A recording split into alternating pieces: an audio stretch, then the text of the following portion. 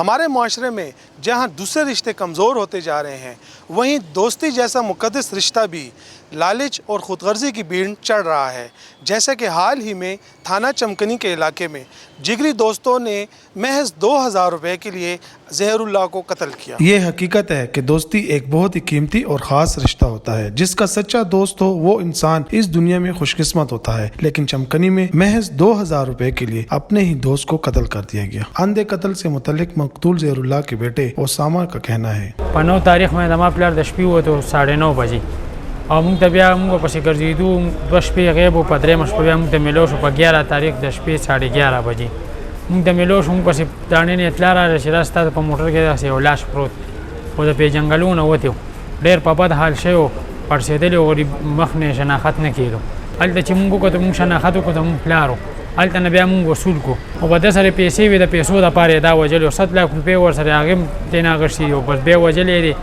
او بیا دلته روړی موټر بیا د ګول چوک سره ښکته یې بنګلې ته مخامخ مخ نه یې ولې کپړې مپړې هم ته وکړي دي او دلته یې بیا لاړه کړی دی. خیر دی پیسې به یې ته اخیستې وې پرېښی و، خو چې بیا تاسو مړم کړو موږ ته به هم چېرته ښکاره لاړه کړی و. نو غریب نه خپلو بچو وکتو، نه خپلو زنانو وکتو، نه یار دوست وکتو، هغه به چې موږ څنګه ډایرکټ روړو به ډایرکټ هم ښخ کړو، چا کلي کې هم نه کتو چې څنګه و څنګه نو.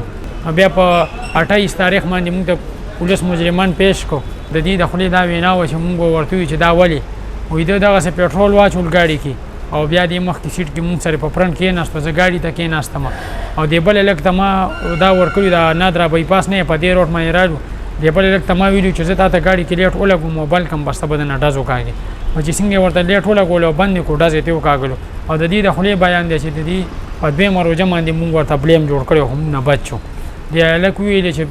زه تا ته ویم دلوالی فلم را ډاونلوډ کړه نو بس ته به درنه ډز وکاږي. دې بل هلک ووایي چې ما ته یې ډېر ځل ووایي چې دلوالی فلم را ډاونلوډ کړه او بس موږ ترې نه ډز ونه کاږلو، زه ترې نه یارېدم،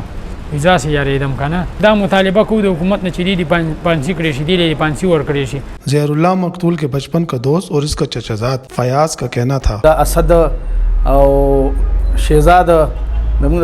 په جګې دي او دی ښه ملګري وو، داسې مرګ باندې وژلی و چې دی ډېر په بورې حالات باندې و. کوم ظلم د سره کړی و هغه ظلم باندې زموږ غونډ خاندان، زموږ وروڼه، زموږ کوم دوستانو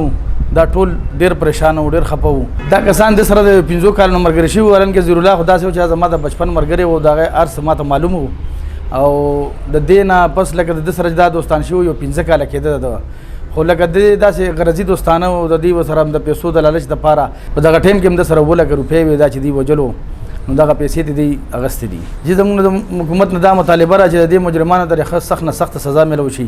قاتلوں کو گرفتار کرنے والے SHO چمکنی حاجی ابراہیم کا کہنا تھا، تقریباً 11 مئی کو افطاری سے تقریباً آدھا گھنٹے پہلے مجھے کسی نے فون پر اطلاع دی کہ سر BRT کے پیچھے گراؤنڈ کے سروس روڈ پر ایک موٹر کار نمبر 732 کھڑی ہے جس پر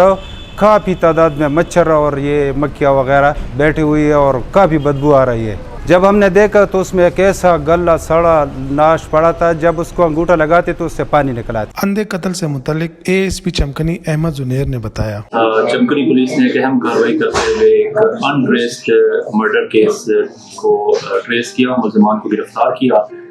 ٹیکنیکل بیسس پہ لوکل انفارمیشن پہ کیس پہ کافی محنت کی ہماری ٹیم نے